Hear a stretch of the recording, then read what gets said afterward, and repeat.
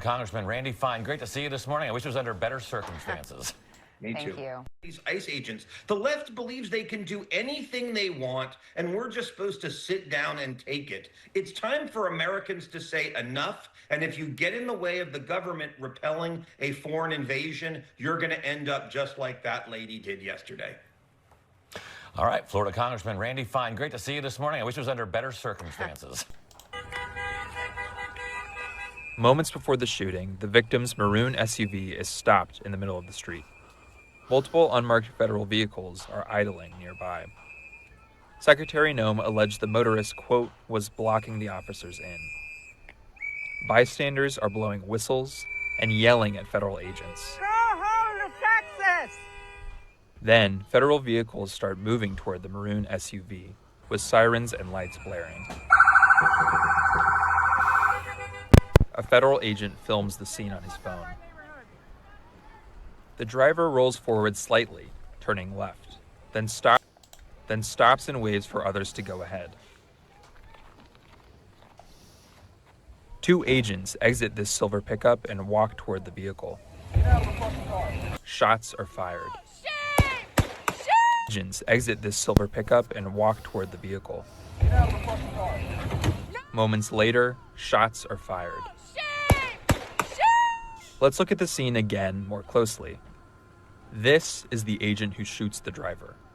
He walks around the car filming and disappears from view. Other agents pull up and order the driver to exit her vehicle. One of them grabs at the door handle and reaches inside. The SUV reverses, then turns right, apparently attempting to leave. At the same time, the agent filming crosses toward the left of the vehicle and grabs his gun. He opens fire on the motorist and continues shooting as she drives past. The moment the agent fires, he is standing here, to the left of the SUV, and the wheels are pointing to the right, away from the agent. This appears to conflict with allegations that the SUV was ramming or about to ram the officer. President Trump and others said the federal agent was hit by the SUV. Now, what you've got to understand is, particularly, I don't know what happens in America, but we'll look at some other examples. In Australia, if you're told to get out of the car by the police, you get out of the car. You don't just drive off. I don't know if it's the same in America, but let's look at some other examples.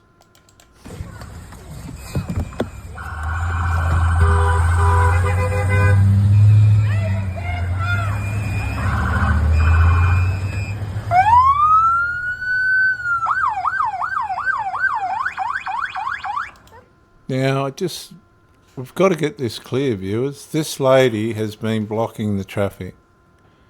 She's been breaking the law. She's been doing it on purpose. She's got a record of doing it. Whether the police are aware of this or not, but they're used to people blocking them and getting in their way. And here's another example. Apparently, the woman says that she's not angry at them. But that's not the point. If I got pulled over by the police for blocking the traffic, me saying to them I'm not angry at them is going to be completely irrelevant. They want to fix the problem, which is getting the car out of the way, which has deliberately been put there. Now, you've got to ask intent. What was the intent of this person? It was to block the traffic. It was to break the law. So now she has to take accountability of it, and she's not going to because she's going to drive away. Let's see what happens. It's fine, dude. I'm not mad at you. Show your face. I'm not mad at you. It's okay. We don't change our plates every morning, just so you know. It'll be the same plate when you come talk to us. Okay, so this is apparently the wife of Renee Nicole Good. They're lesbians. And she's hounding the police. Later. That's fine. U.S. citizen, former fucking guy. You want to come at us? You want to come at us? I said go get yourself some lunch, big boy. Okay, so she's being rude to the bloke. She's trying to play the tough man. She's obviously the male in the relationship. Go ahead. Out of the car. Get out of the fucking car. Now, it's all a bit of a joke, isn't it? But she's got federal agents bearing down on her. And from what I understand, the wife, or the husband, the wife, I'm not sure, of Miss Good, they're both females, tells her to drive, baby, drive. And she does. She doesn't listen to the police, the federal officers. She listens to the male or the female wife in the relationship who leads her to her demise. She listened to the wrong person. Out of the car. Okay, so drive, baby, drive, drive. Oh!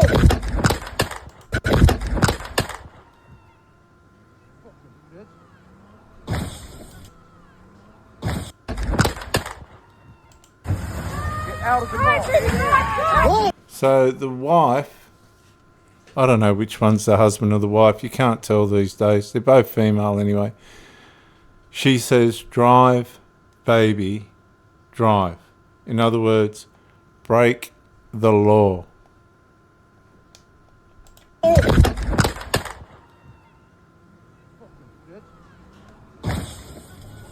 And the woman was shot and killed.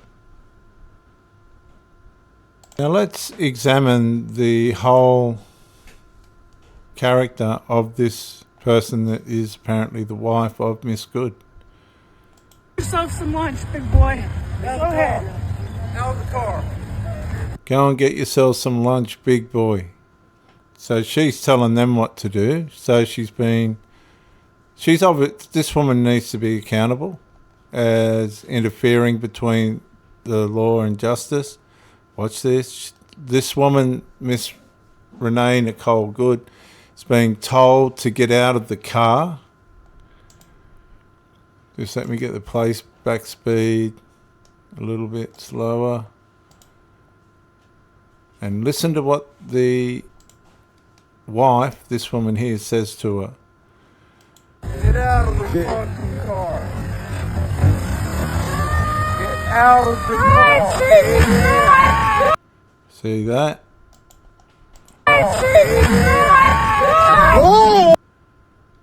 Right. There she is there. Listen to what she says. Out of the car. She told her to drive. She told her to drive. Now this man knows something we don't know about Miss Renee, Nicole Good's wife. Hey, just a little tidbit about the left's new hero. Yeah, she only has custody of one of her kids. And the reason she only has custody of one is that her domestic partner, a woman, yeah, she likes to beat the shit out of kids and put cigarettes out on their arm. And she chose that woman over her kids. Yeah. Now remember, she listened to the same woman that he's talking about in preference to the police. The court was basically like, hold on, if you're going to stay with her, you don't get to keep the kids. And she was like, yeah, that's fine. So when people were asking, why was this mother not at home taking care of her children? It's because her children were taken away from her. Because her partner likes to beat the shit out of them and use their fucking arms as ashtrays. It's amazing to me that every hero of the left turns out to be an awful human being. Like, that's not surprising, but it's the reality. Because anybody that would believe in the ideology that the left believes, anybody that would take action and try to run over a federal agent, yeah, I could assume that they were an idiotic piece of shit. But I have to say that the level of choosing your partner over your children, of staying with someone who likes to beat the shit out of your kids, That's a new level. Okay, so here's an example of somebody who's carjacked a car and the police are trying to sort it out. Let's just see what happens, right? Get out of the car! Stop! Stop! Stop! No, didn't stop. Now, this very well could have been the other side of the Nicole or Renee Nicole Good story, because she was driving off. The wife told her to drive off against the request of the federal agents. You're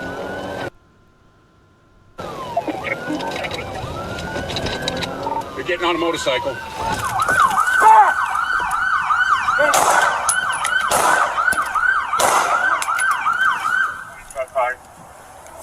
Shot fire, many officers been hit. Okay, so that guy got shot for not obeying the police and taking off. Okay, here's another example of police being ignored. Sir, stop where you're at. Let me see your hands. Drop your phone. This is what these people drop got to your deal phone. with, like the police. Stop where you're at and drop your phone. Stop where you're at and drop your phone. Drop your phone. Drop your phone. Phone and get on the ground. 713, hold the channel. Gun. Fleming Springs. 713, Hamill at some point. Shots fired. And he's dead. He's Upside down. dead. That's it. Finished. Disobeying authority. Okay, here's another example of them not listening to the police. Look. Turning away from the police. Shot. Dead. Okay, there's another example. Okay. Now here's another example. This person's being chased. Now we don't know whether Miss Renee Nicole Good would have gone this far, but by all intensive purposes, she probably would have. Okay. This tire's coming apart.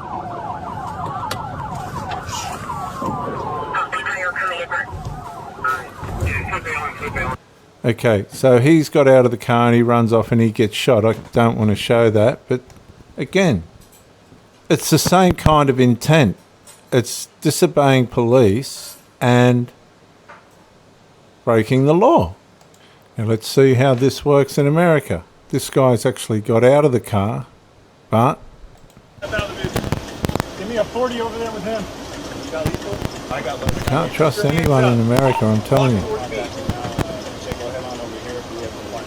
Turn around. Good. Drop down. Drop down. Hey! He reached for a gun. Let's see what happens. Hands up, hands! Move up. Don't fucking move. Don't move up. Hey. Don't hold. I'm not gonna move, I swear. Put your hands in the air. Driver. Step out of the vehicle. Here's another angle. You got lethal? I got lethal. Keep your hands up. Walk towards me. Now, Jake, go ahead on over here. Turn around. Gun! Drop down to the ground now! Drop down! Okay, so he had no chance.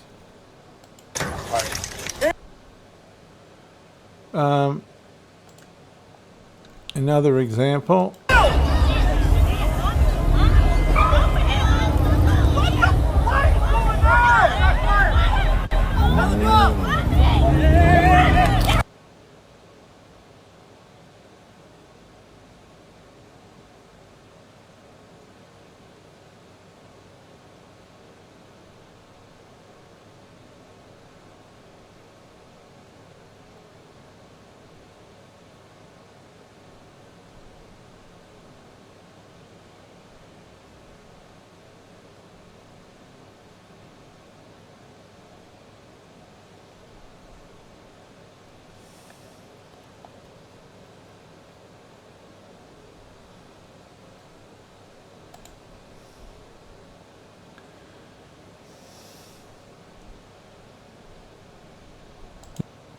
Oh. Let's read this from Title I, US DOJ Policy on the Use of Force. Firearms may not be discharged solely to disable moving vehicles. Specifically, firearms may not be discharged at a moving vehicle unless, number one, a person in the vehicle is threatening the officer or another person with deadly force by means other than the vehicle, or, number two, the vehicle is operated in a manner that threatens to cause death or serious physical injury, and no other objectively reasonable means of defence appear to exist, which includes moving out of the path of the vehicle, which all happened pretty quick in Renee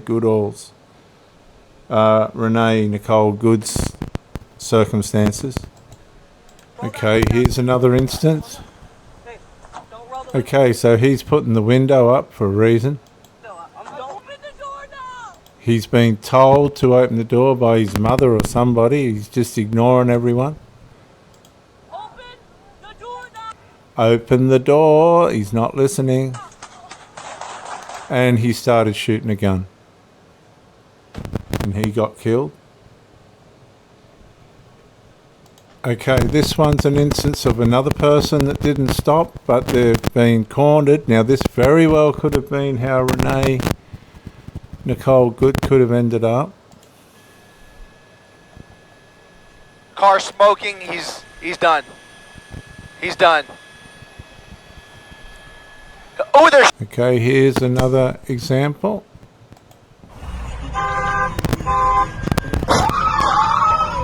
Now, this particular car is actually ramming the police. Now, you might say that wasn't the intent of Renee Nicole Good, but it's still the same abuse of authority.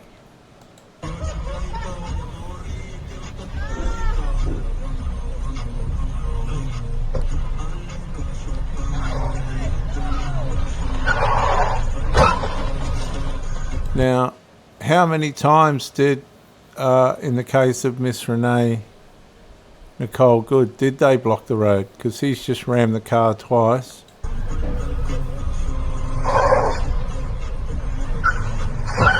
That's 3 times.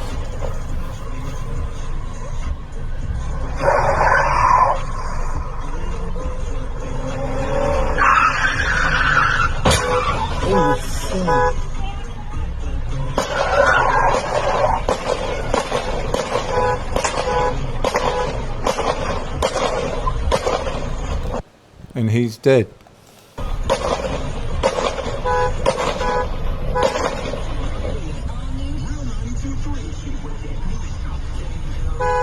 And that's the end of that. This boy got killed in France. The police said that he was using the vehicle in a way in which would have endangered them, possibly killed them. Now, one of the things that has to be brought out here is if you put yourself in front of the law, you're risking your life. Now, whether it be you sitting in a car, putting your foot on the gas pedal and taking off or whatever, here's an instance, a sort of a more extreme instance. Right! Reverse! Reverse! Oh, shit! Oh, shit! Why did you go? Now, he's getting into a car. He's being told, don't do it. Don't do it. He's running from the police. It's no different to driving off from the police. They're right in front of him. Hey, don't clap that man now. Oh, don't shoot him. Don't clap that man now. Why he didn't just get the taser? Don't clap that man now. Oh, what the fuck? Oh! He's gone. That's the end of him. He didn't listen. Are you getting the point? You've got to be getting the point. Okay, these are the useful idiots, or useless idiots, or whatever you want to call them, that are trying to protect illegal immigrants. They're no different to the pro-Palestinian mob that we've got in Australia. They're just a menace. The head of Minnesota State Investigations Agency said that they have been cut out of the investigation into the fatal shooting in Minneapolis. Can you explain that reversal? I'd like to know where they've been and why they're not out on the streets investigating all of these people that are harassing and inciting violence on law enforcement officers right now. They're allowing the situation to be volatile. They're not doing their work. Yes, sir. They've been cut out. They have not been cut out. They don't have any jurisdiction in this investigation. We have our state. Please go home. Minnesotans, I will continue to press that we be part of the investigation, that we do the investigation, so that Minnesotans can trust what the outcome is. I don't have a... How could you trust this grub? He's involved in the biggest fraud scandal in American history. They are completely stupid and blind. Determined notion. Yes, I saw the video. Yes, I saw that. But a thorough investigation will see what happened before that. It will take all factors in, and it will come up with a fair and just conclusion. And we will accept that. Very, very difficult for Minnesotans. Now, these are the same people that are antagonizing federal officers. Why? Why would you defend illegal immigrants? Think in any way this is going to be fair when Kristi Noem was judge, jury, and basically executioner yesterday. I wish the state officials in Minnesota would investigate why you have so many people who are using their vehicles and other means to actually interfere with a legitimate law enforcement operation. Now, this is a very key statement, because when there's a terrorism act, you never hear the Muslims speaking up against it. And the reason for that is they can't, because it's part of their Islamic ideology.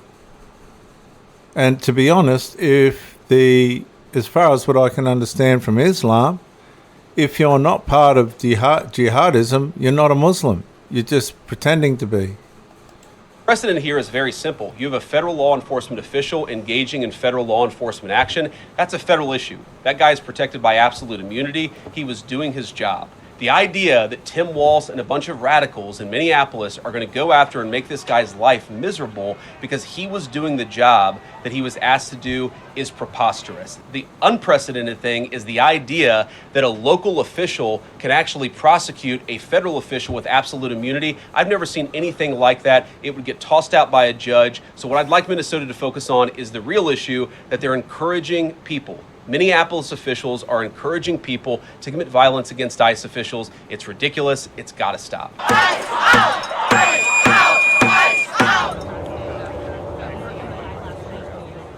Here, or in this case, this officer right here, same guy, was he actually placed in imminent threat of death or serious bodily injury? In general, there are 4 legal justifications for using lethal force. These are them right here. We're going to ignore 3 of them because we're going to just talk about this first one right here, which is that you yourself are in imminent threat of death or serious bodily injury. If this officer was in fact in imminent threat of death or serious bodily injury, he probably has legal justification for using lethal force. Now, I think we can probably all agree that getting run over by a car is certainly imminent threat of death or serious bodily injury. So if that was a possibility, if that actually was the reality of what could occur, then there is a strong likelihood that the officer's actions here were lawfully justified. But for all of the people, the Jacob Frays of the world and everything like that are just coming to their own legal conclusion, might I remind them to check out what Minnesota law says. For example, Minnesota Statute 609.066, authorized use of deadly force by peace officers.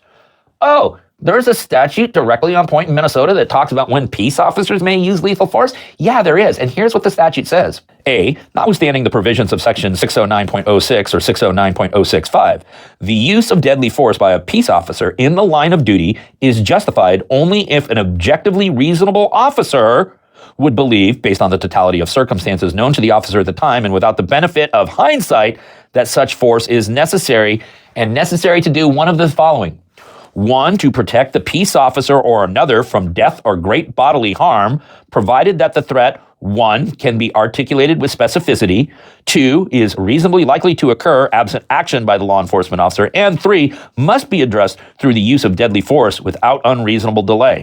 Which is a fancy legal way of saying you need to be able to articulate a very good reason and prove to us that you really did not have any other options. Now, the imminency, that is, how quickly could this happen, is always a critical component. So had the officer who discharged the firearm maybe been 30 yards down the road and had plenty of time to get out of the way, this would be an entirely different equation here. But let us remember that the officer is directly in front of the vehicle at the time that she decides to punch it. But then there's additional statutes that would apply to anybody in this situation, whether they're a peace officer or not. Take, for example, Minnesota statute 609.065, justifiable taking of life. That statute specifically states, the intentional taking of the life of another is not authorized by section 609.06, except when necessary in resisting or preventing an offense which the actor reasonably believes exposes the actor or another to great bodily harm or death, or preventing the commission of a felony in the actor's place of abode. So if the ICE officer here reasonably believes that they had been exposed to a high probability of serious injury or death, not only themselves or any other fellow officers, they are justified in using lethal force. And then, and of course, Governor Tim Walz and Mayor Jacob Frey should know this because it is Minnesota law, and it took us all of about 10 seconds to look it up. Believe it or not, there is specific law that talks about the authorized use of force against police officers. So let's say that for whatever reason, the now deceased believed that she had absolutely every right in the world to block traffic, to go out and protest, to obstruct, hinder, delay, whatever she was doing with the ICE operations. Understand that this Minnesota law specifically states, deadly force used against peace officers. Deadly force may not be used against peace officers who have announced their presence and are performing official duties at a location where a person is committing a crime or an act that would be a crime if committed by an adult. Well, it is very clear that they did announce who they were. They did announce their presence. And what was their whole purpose of being there was to round up people for what? That's right, illegal activity. Okay, and then there's one other little legal issue that we need to discuss. And I do believe that some who believe this was cold-blooded murder are going to start beating on this drum anytime now. And I think it would be relevant if the officer was, in fact, more like 20 or 30 yards down the road and had a serious opportunity to get out of the way of the moving vehicle. Because in Minnesota, believe it or not, they have a duty to retreat. Just another strike against Minnesota, why it is really one of the most terrible states in America right now. But under Minnesota law, if you are in a public place and can safely avoid a confrontation or escape from danger, the law requires you to do so before resorting to force. All right, and again, if we take this officer right here, put him all the way down the street here, then I think we could at least analyze this under a duty to retreat. But when you are a mere few feet from the front of a vehicle, which is clearly hell-bent on accelerating in your direction, you don't really have that opportunity to retreat. So, America, seeing both of these video clips, understanding the legal framework, what's your opinion? Do you believe that this was a justified use of lethal force, or do you believe this was excessive force and thus constitutes a homicide? And that is the $64,000 question. But now let's take more of a 35,000-foot view and ask ourselves this. How did we get here? How did we get here? Well, I suppose when you have literally every single politician from one of the two major political parties, including the most vocal of those coming from the state of Minnesota, basically calling ICE officers the Gestapo, the Nazis, things such as that, where they are essentially advocating for violence against law enforcement officers. And I want you to understand that even though you may not be thrilled with what ICE is doing, understand that ICE constitutes law enforcement and they're just out there doing their job. And there is a time and an opportunity to fight the legality of what law enforcement has done. I've made a living out of doing that. It does not occur on the street, however, it occurs in the courtroom. And it is this villainization, it is this violent, vile rhetoric that has come from one side of the political aisle that has created this very incendiary situation, one of extreme volatility. And unfortunately, I'm not sure that this will be the last incident that we have to break down where someone gets violent with an ICE officer requiring them to defend themselves. Your first post that you put up was this one. Can you share that with people? I put that post out yesterday, late afternoon. Like I said, the incident in Minneapolis today is yet a tragic example of the results of the hateful rhetoric and violent attacks against the men and women of ICE and BP, Border Patrol. These brave men and women are forced to conduct law enforcement operations in heightened threat environments every day. Like all Americans, our officers have a right to self-defense. Right. Do you believe this was a self-defense situation? Yes, absolutely. And why do you say that? Look, I looked at numerous videos, and look, I'm a trained law enforcement officer. I carried a badge and gun sergeant in 1984. I was a Border Patrol agent. I was an ICE agent for decades. I know their training. I know what the law requires. I truly believe that this officer had a split-second decision. He obviously thought his life was in danger, which authorized him to use lethal force. If you look at the totality of the circumstances, he's in an unfriendly environment where law enforcement isn't responding to ICE recalls for assistance. This officer was already attacked by a vehicle a few weeks earlier. He had no retreat. You're talking about a 6,000-pound SUV, and he's on foot. Vehicle coming at you, he felt his life was in danger, life of other officers in danger, and he used his authority. As sad, as tragic as it is, the officer made a split-second decision, which I think he was justified in doing. And you say as tragic as it is, people respond to this like, hey, you have the authority, you use it, and you move on. I fear people characterize that as you don't care what happened to this woman or anything of the sort. I know you better than that. That's absolutely false. You care a lot about what happened. And I've said it many times. I said it yesterday after my first interview. Every night I go to bed, I pray for the safety and security of the men and women of law enforcement and the men and women that we are arresting. I don't want anybody to die. And I was asked yesterday to comment on the video, of course, a cherry-pick video. Again, not having any other information, just got off an airplane. And I simply don't want to get ahead of the FBI's investigation. I saw, and this is my belief, the officer acted correctly, but like I said, and will continue to say, let the investigation play out. For members of Congress to come out and say this is murder, and I've seen numerous members of Congress saying ICE murdered a U.S. citizen. Are you kidding me? All right, so here's where we're going. My team, because they love to torture me, heard our discussion about NPR's Up First this morning and went back and cut the bit about Renee Good's Pinterest. Would you listen to this? Well, a reporter from the Minnesota Star-Tribune spoke with Good's mother. She described her as the kindest person she's ever known, said she was not involved in any kind of anti-government activity. Good was the mother of 3 kids. The youngest is about 6 years old. We know she had a home repair business with her wife in Kansas City. We also found what appears to be her Pinterest page. And that page, to put it simply, is filled with the things of a normal human life. Ideas for recipes and haircuts, plans for a garden, and tips on parenting, like how to soothe a child's anxiety and fun things to do with them in the summer. Jesse, that's it. And listen. The New York Post has an explosive report out today that talks about how this woman Good was an anti-ICE warrior who was part of a group of activists who worked to document and resist the ISIS crackdown in Minnesota. She moved to the city last year. She linked up with the anti-ICE activists through her 6-year-old son's woke charter school, which boasts that it puts social justice first and involves kids in political and social activism. She was a warrior. She died doing what was right. A mother named Lisa, whose child attends the same school, told the Post. They say that she was trained against ICE agents, what to do, what not to do. It's a very thorough training, says Lisa. Is it to listen to commands, know your rights, whistle when you see the ICE agents, and so on? She was doing everything right. Last but not least, these Goods, Renee and her wife, had no love lost for President Trump, leaving their Kansas City, Missouri neighborhood to move to Canada after the 2024 election with plans to leave the country for good. They lived there for a few months before settling into Minneapolis, said a former neighbor. So this woman who's she's just about the recipes, Jess. That's it. She just loves her recipes. Was a freaking ICE-trained agitator. Can you imagine how disgusting her recipes must have been? There's no way that woman was a good cook. There's no way. That's one. 2, I think normal people would be shocked to discover the level of professionalism these communist warriors, you know what, I'll use their term because that's how they see themselves. Normal people, even politically active people who go vote in primary elections and get involved in elections, do not really realize the level of organization and sophistication of the communists in the United States of America. And it's always been this way. And let's remember, we have elected officials like Karen Bass, mayor of Los Angeles, America's second biggest city, traveled routinely to Cuba for communist training. Tim Walz, governor of Minnesota, traveled to China about 8,000 times. Nothing shady going on there. If you talk to any former communist street animal in this country, and I've talked to many, they will discuss classes, courses. They have retreats. We don't do this kind of stuff on the right. If anything, and I ran for Congress twice and lost twice, but you gather people up for 5 minutes on a Saturday and say, here's your list, and please be polite, and here's some bumper stickers to hand out, and go knock on some doors, and have a good time, everybody. God bless, gather around for a prayer. That's the extent of our training on the right. Communists don't do this. They have whiteboards. This is what you're allowed to do. This is how you can impede if you do this. And beyond that, Megan, I know you know about this because I know you've talked about this.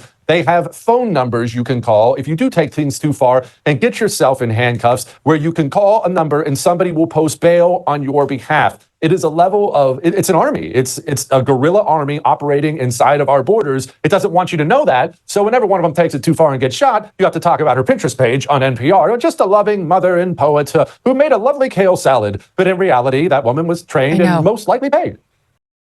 I'm sorry for her family, for her children, but it is because of her own choices. That's just the harsh reality. She made really, really terrible decisions.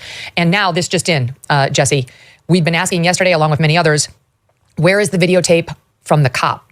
Because I'm not going to name the cop right now. His name is out there, but I don't want him doxxed. It's not important right now what his name is. By the way, he's an Iraq war veteran. He has a family of his own. And again, he was dragged just last June by an illegal while he was trying to arrest him in ICE, a child molester, to save people like Renee Good's children. So he had reason to fear these cars. So he took out his cell phone and he was videotaping this whole encounter. And we asked ourselves in our audience yesterday, where's that tape? Well, guess what? Alpha News just got it. And they're amazing. They're in Minneapolis and in Minnesota. They've done great reporting on the whole Derek Chauvin case. And here it is. We're going to play it for you. This is the vantage point from the cop leading up to the moments of the confrontation.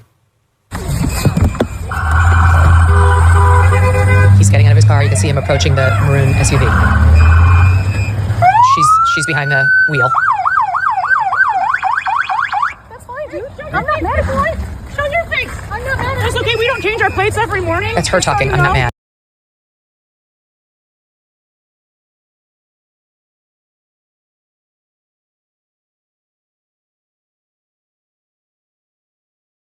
It'll be the same plate when you come talk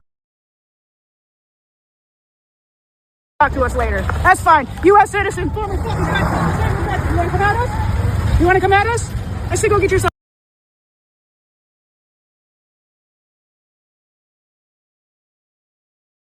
This is the wife. Go ahead.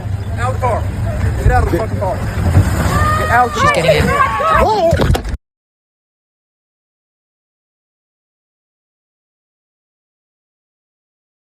Here it goes.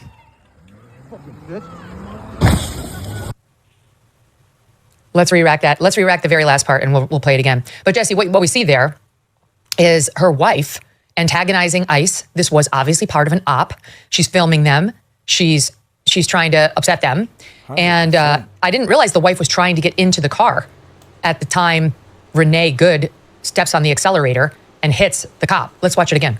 So when she tries to step into the car, she's saying to the driver, "Drive, baby, drive." It'll be the same plate when you come talk to us later. That's fine. U.S. citizen, former fucking guy. You want to come at us? You want to come at us? I say go get yourself some lunch, big boy. Go ahead. Out of the car. Get out of the fucking car.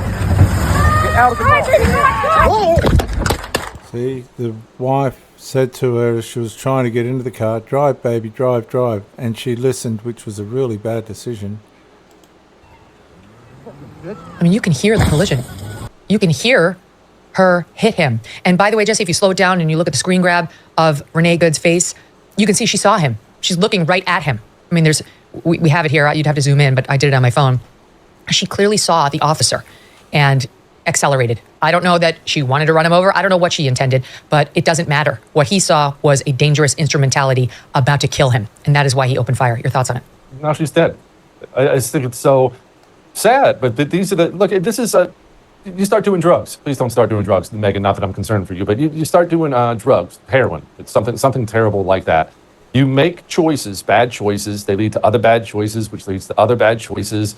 And one day those choices get you killed. I've made a bunch of terrible choices in my life, many of which could have gotten me killed. And by the grace of God, I'm still here. But that's a woman who knows the whole background of how she got involved in communist politics, all the meetings, all the training, all the this or that, her and her wife.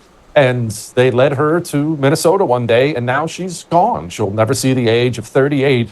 And the terrible tragedy, as we talked about in the first hour, is the communist leadership that encourages these people, organizes these people, pays these people, billionaires, people in the media, Democrat politicians. They won't change their ways today, Megan. There's no humanity in it for them. They're not sorry at all. They'll send a bunch of other poor idiot dregs out to die again today and tomorrow and the next day. They'll kill the whole world if it means money and power for themselves. Yeah, it's was it like 6 or 8 months ago? Remember they said more people need to die. We need to cause more chaos. More people need to die to get attention to our issues. Well, Renee Good was sacrificed in that battle. Here's a closer image of her face while driving the car into the officer. I mean, it's clear she's looking at the camera. She obviously saw him and put her foot on the gas and pressed. It doesn't matter what her motivation was. I don't care whether she was trying to run him over or trying to escape. All that matters was the perspective of the officer, and a reasonable officer in the same position. Would they reasonably fear for their safety or the safety of others? And by the way, the other cop's arm was in the car. She was trying to take off. And the answer is obviously yes. What I see is very clear. I see somebody not listening to law enforcement, backing up, accelerating right into an ICE agent. What do you see? what I see is a vehicle being used as a deadly force weapon. And that, in my opinion, based on my training, deadly force is justified. ICE has its own handbook, its own principles governing the use of force. And here's the entry on deadly force, which stipulates it may only be used in situations when an officer has probable cause that the detainee poses an imminent danger of death or serious physical injury to the officer or to another person. But importantly, deadly force may not be used solely to prevent the escape of a fleeing suspect. Officer cannot read the mind of the driver. He only sees the vehicle coming towards him, accelerating towards him, and he is in the pathway. And so the evaluation is, given these circumstances, what would a reasonable officer do in that circumstance? You know, you can freeze frame it, you can go forward a frame, oh, he or she seems to turn to the right. The bottom line is that agent had about a quarter of a second to make a decision, and when he made that decision, that car was accelerating towards him. But then... Now to former NYPD Inspector Paul Morrow, who's been at a court hearing for the Luigi Mangione case, but has now seen this video as well from Minneapolis. Paul, welcome to you. You've had a chance to see this. We've watched it together. Your key takeaway from it? Well, Sandra, I think there might be a couple of things I could add. First of all, some of us who have been seeing the other videos have been noting that the officer who shoots appears to be holding his cell phone up in his other hand. So I assume that's the video that we're all viewing now. A number of us have been waiting to see that video because the feeling is that that gives you the most honest perspective of his vision into the incident, how it looked to him. So I think that this is very important for the officer's side of the case here, which is that from his perspective, you see a number of things going on. Number one, they're being extremely combative. Number two, the partner, that is, as you noted, on the passenger side, is not even in the car yet when the car accelerates towards the officer. You also hear the officer or somebody yell, whoa, something like that. So very clearly, it was a surprise. All of those things go into the totality of the circumstances, which is the metric legally that's used to assess these things for whether or not they should be deemed criminal on the side of law enforcement. And certainly a video like this, and by the way, they are rolling out body cams for ICE officers, because they're aware that this could be the kind of thing that you want to capture in incidents like this. This officer apparently didn't have a body cam, but had the presence of mind to have his camera out during the incident. So he was cognizant of the fact that he was in a highly charged circumstance, and he definitely sounds surprised when this comes at him. It does sound like an impact. So look, while it's not fully dispositive, none of us know what it was like to be there. The idea that I've been saying, and as have others, that in analyzing this, you have to narrow the analysis to that split second when the officer has to make a decision, when he has to make that choice about what's happening and what he needs to do to defend himself. I don't think there's any way to see it other than the idea that this video would seem to cut his way and help his case. Hey, Paul, it's John here. I mean, obviously, Sandra and I have not walked a mile in agent shoes. You have been with law enforcement, so maybe you can give us a better perspective on this. When you take the totality of the situation, as Carrier Bond was talking about, that these people who call themselves legal observers, though they appeared to be breaking the law, not acting in a legal fashion, had been following the ICE agents, had been harassing them. You saw the dialogue back and forth between the ICE agent and the woman who was holding up her camera taking video. You saw the driver saying something as well. You have an agent who was 7 months ago dragged 150 feet by a person who they were trying to apprehend fleeing while his arm was stuck inside the car. When you take the totality of that, what is going through your mind at that moment as you enter into this confrontation? Well, you know, it could be quite difficult. And let's add another factor to what you just said. She was blocking the road for upwards of 4 minutes, according to the reporting. And remember, they're trying to leave. Now, it has been the argument from many people on the ground there who are on the protest side that they want ICE officers out of their neighborhoods. Here's somebody who's keeping them in the neighborhood. So if you're sitting where those officers are, you got to start to say to yourself, I'm stuck here for 4 minutes. Now, there's reporting that the car was stuck in the snow as well. But clearly at that point, they were looking to leave. Her car is in the way. If you're sitting where they are, you have to say to yourself, are we being bottled up here for some reason? So you do have to be concerned about that. Look, there's going to be arguments, there already have been, that he fired too many times and that at some point here, he should have realized that the danger was mitigated. I find that when you see how fast it all happens and how fast the incident unfolds, you can see how sort of instantaneous those decisions have to be. Just state an obvious fact. Left-wing political leaders, some in the legacy media mob, they are putting their supporters' lives at risk.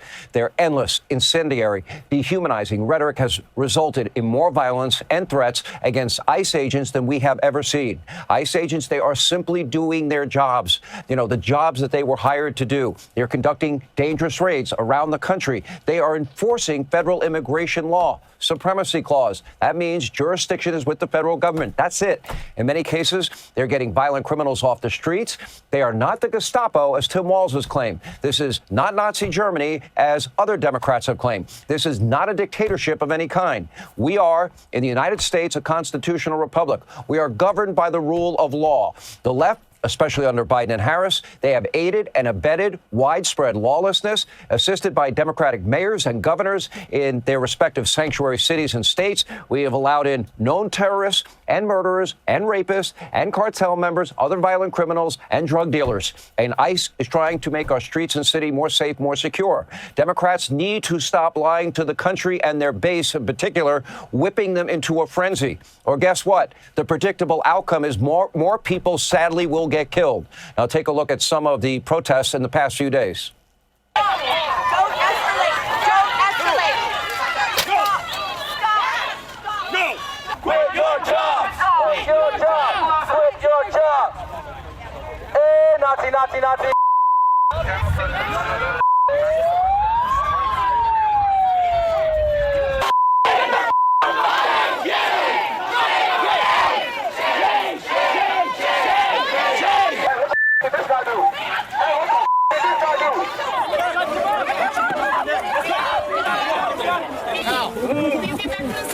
Go, hurry up.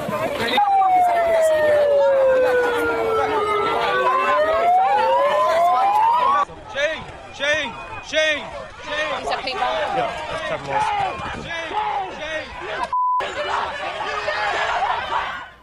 Now, this is what ICE agents have to deal with every single day, everywhere they go. And in Minneapolis, here's some more. Take a look. If I continually see you following us, interfering with us, honking your horn, blocking our cars, you have a very high probability of making a really bad decision and being arrested today, okay? I think I'm making exactly I'm not. the right decision. Oh, then why are you giving her a warning? I'm giving her a warning to not interfere with what we're doing, to not make a bad decision today and ruin your life. Well, bad Okay, decisions. thank That's you. funny coming from you. Okay, alrighty. Thank you. Have a good day. I hope you have a terrible day. These indoctrinated, unhinged individuals seem to believe that Renee Good was murdered in cold blood. Is it a tragedy? Every death is a tragedy. It's sad. It was preventable.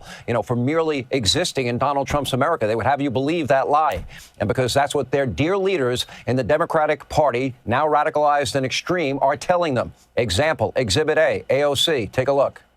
I understand that Vice President Vance believes that shooting a young mother of 3 in the face 3 times is an acceptable America that he wants to live in, and I do not.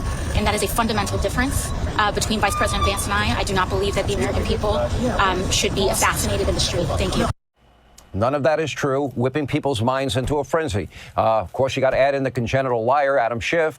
He looked at the same footage we showed you, and he concluded that Renee Good was she was just in the wrong place at the wrong time, but was doing it like day in and day out, according to reports, before getting attacked by ICE for no reason at all. Take a look.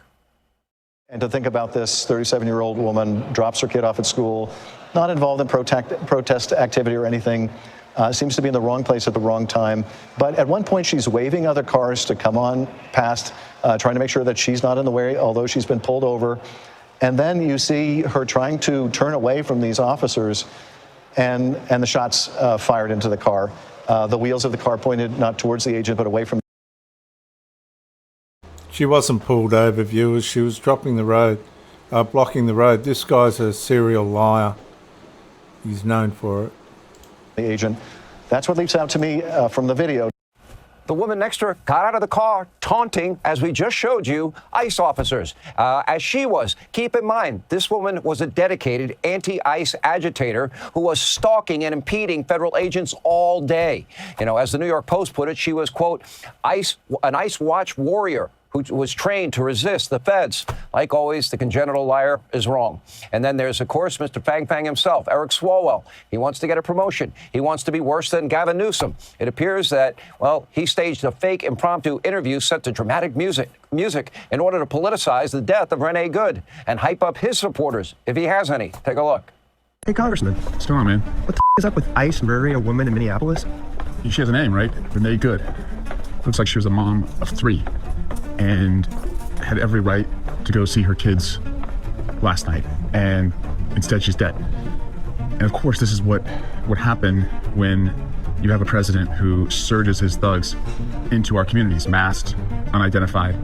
And I guess you're lucky now if all that happens is you're thrown in the back of a van or you're dragged by your hair through the streets, because now they're just shooting people in the face and bodies are piling up. So yes, to ICE, my message is stay the out of California.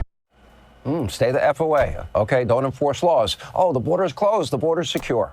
Up next, Pothole Pete blasting the ICE agent who fired defensive shots. According to Pete, he should have been trained on how not to get hit by an accelerating SUV headed right at you. Okay, take a look. A Minnesota woman lost her life yesterday in an incident that never should have happened. She should be with her family, alive and well, right now. We have an ICE agent who, by the way, is or should have been trained not to be in front of a vehicle and never to shoot into a moving vehicle. Now, far-left mayor, this idiot, Jacob Fry, also weighed in, mocking ICE agents and their injuries. Take a look. Don't take my word for it. Don't take their word for it. Watch the video from every single angle. I mean, the ICE agent walked away with a hip injury that he might as well have gotten from closing a refrigerator door with his hips. He was not injured. I've seen worse injuries from doing that. And so give me a break. No, he was not ran over. He walked out of there with a hop in his step.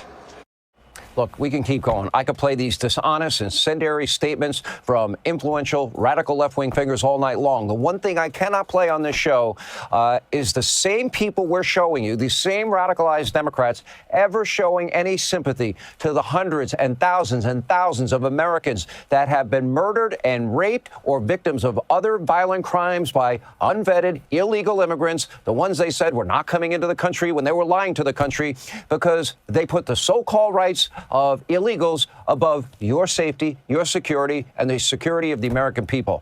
And now Minnesota Governor Tim Walz, who recently compared ICE to Nazi Gestapo, is now, quote, inviting all Americans to join Minnesota in a day of unity. The gaslighting and deception, it is off the charts. Hey, Sean Hannah. Alexis.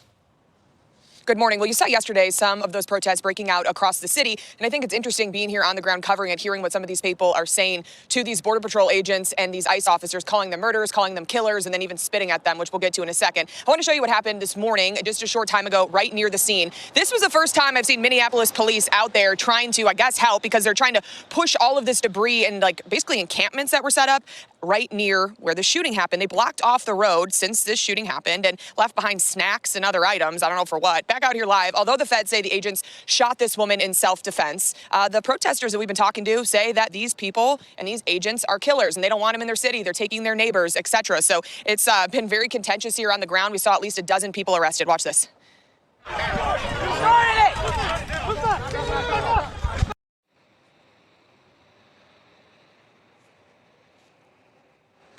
Border Patrol Chief Gregory Bovino on the ground, walking up and down. He was trying to show his support for teams who are out helping ICE during this massive federal operation. The reason they are also needed, I think it's important to point out, is because local police are just not around. The Sheriff's Department didn't see them. The Minneapolis PD didn't see them. So when there's all that chaos, they need somebody to help step in. At one point, Bovino had a clash with protesters.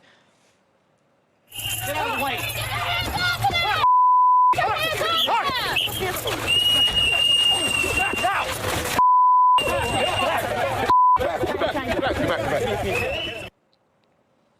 The Minnesota Bureau of Criminal Apprehension wanted to conduct its own independent investigation into the shooting. They said, let us take a look at the paperwork. Is there a body cam video? They had all these questions, but now they have, quote, reluctantly withdrawn because the FBI said, we don't need your help. They blocked them from being involved. DHS Acting Director Kristi Noem says they don't need Minnesota's help. I'd like to know where they've been and why they're not out on the streets investigating all of these people that are harassing and inciting violence on law enforcement officers right now. They're allowing the situation to be volatile. They're not doing their work. They have not been cut out. They don't have any jurisdiction in this investigation. And DHS Secretary Kristi Noem correcting that there. But yeah, just so much going on the ground. We're expecting more protests, not just today, but throughout the weekend. We'll keep an eye on it. All right, much appreciate it, Alexis. So who is this mom? Who is this woman that lost her life tragically, Renee Good? We're finding out more. Turns out she moves to Minneapolis, and according to reports, she goes into a daycare with her 6-year-old, or a school with her 6-year-old, and evidently it's a charter school known for its social activism, at which time other parents start saying how important it is for kids to get involved in activism. That's another conversation. Number two, it turns out that she gets gradually radicalized, or was radicalized already, and joins these anti-ICE teams, and she becomes a warrior for those teams. Yeah, the New York Post calling her an ICE warrior, saying that Renee Good had participated in part, yeah, there you go, the cover right there of the New York Post. Look at that. Warrior on the left, saying that she was part, Ainsley, of this ICE Watch group. And, you know, it is unbelievable that in America we have these organized groups in Minneapolis. We saw it out in California months ago, where groups are allowed to organize to basically dox, identify, and put our ICE, federal immigration law enforcement officers, at greater risk. That's why you've got assaults up 1,300%. That's why you've got a 3,200% increase in vehicle assaults. Now, you mentioned that school, Brian. A mother that also has a child in that school gave a quote to the New York Post saying that Renee was trained against these ICE agents, what to do, what not to do. It's a very thorough training to listen to commands, to know your rights, to whistle when you see an ICE agent. I know she was doing the right thing. I watched the video plenty of times, but I also know in my heart the woman she was doing everything right. However, that's not right if you're an activist. That's not actually true. If you're obstructing an ICE operation, but in that person's mind, she was doing it. The thing, this just shows you there are two tales going on in America right now. You have some people who think she was doing the right thing, including this mom at the school. The activist community, they think she was doing the right thing. Then you have the other group, the other side of the story, who says you can't resist arrest. You can't run away from police officers. When they tell you to get out of the car, when they tell you to stop, you have to. She was trained to do that. According to the New York Post, it says she was trained to resist the feds before the shooting, part of the group of activists who work to document and resist the federal immigration crackdown. They call her the ICE Watch Warrior. Do you believe this? She was trained in detail on what ICE can do, what they can't do, how to get in their face, how to block them off. So she's not the poet from Colorado who wants to, who's coming off, who wants to raise a 6-year-old child. She's an activist living in Minneapolis who's with an anti-ICE group. That's a little bit different than we've been told. They say the training is very, very thorough, but this lady ended up dead as a result of resisting. About her own actions, which the vice president pointed out yesterday. Vice President Vance, you just suggested that this woman who was killed, Renee Good, is part of a broader left-wing network. Who do you think is behind this broader left-wing network? Well, it's one of the things we're going to have to figure out, but here's the way that I put it. When somebody throws a brick at an ICE agent, or somebody tries to run over an ICE agent, who paid for the brick? And who told protesters to show up and engage in violent activity against our law enforcement officers? You see, just with this most recent terrible incident in Minneapolis, you see friends of this woman's or other people who are eyewitnesses saying basically that she was there to engage in obstruction of a legitimate law enforcement operation. How did she get there? How did she learn about this? There's an entire network, and frankly, some of the media are participating in it, that is trying to incite violence against our law enforcement officers. It's ridiculous, it's preposterous, and part of our investigatory work is getting to the bottom of it. Who's funding it? Who's supporting it? Who's cheerleading it? And of course, if there's illegal activity related to that, we're going to get to the bottom of that and prosecute it where we can. So let's get this straight. You could focus on the car and they're going to do an investigation and have at it. But you could also focus on who is inciting this violence since President Trump took over. It is these Democratic mayors, Democratic governors in Chicago, over in Minneapolis, and now over in Portland, Oregon. We see it again today, who are basically asking people to do just this, get in ICE's way. And what is ICE's mandate? To get illegal immigrant criminals off the streets and illegal immigrants out of the country. That's their goal. So if you can tell me how that is anti-American or why that should be your way of making a living, or how you, as the mother of a 6-year-old, should drop your kid off and then go put your life on the line to get in front of the U.S. federal law enforcement, is beyond me. It's a tragedy that she died, but as J.D. Vance said, it's of her own doing that she put herself in that situation, trained to get in the way of law enforcement. And don't tell me you're pro-law enforcement if you're anti-ICE. You can't do both. You're going to pick sheriffs that you like, state cops that you like, you're going to pick local cops that you like. Oh, I just don't like the FBI, or I just don't like ICE. They're doing their job. Well, Laura Ingraham last night was in the middle of one of the protests, and the lady admitted this. Laura said,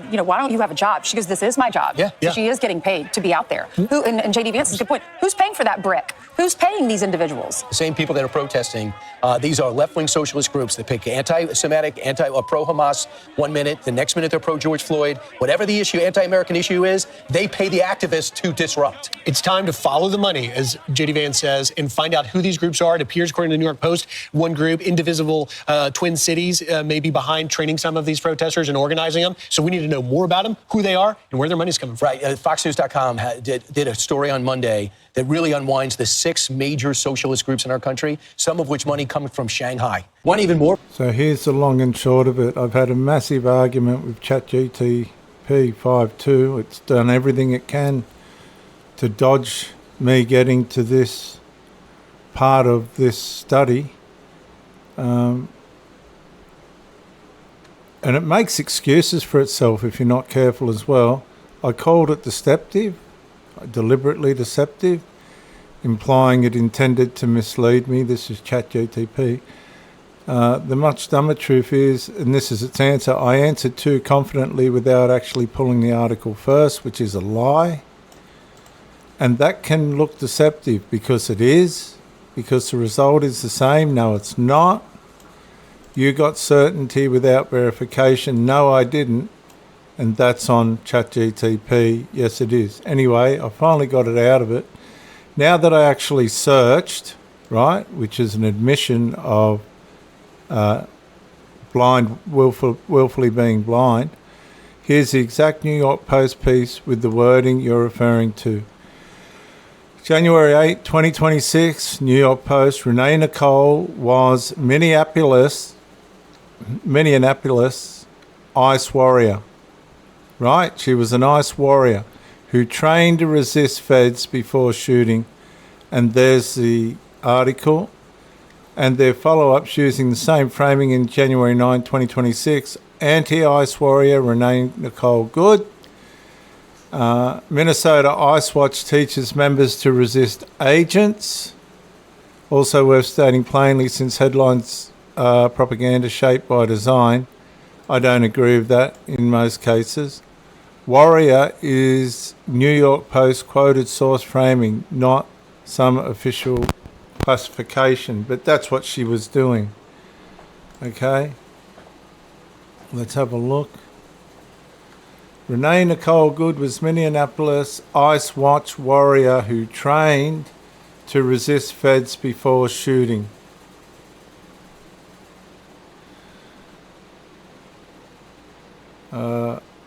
Renee Good, the mum who was killed by federal agent after veering her car, or I would say launching, trying to escape the scene of the crime.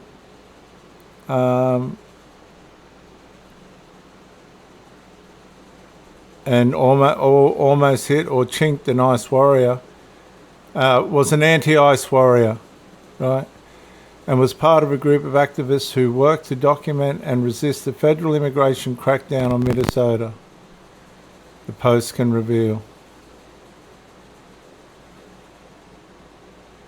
She was deceived and she listened to the wrong person. You can look that up yourself. I've done enough on this. I'm out.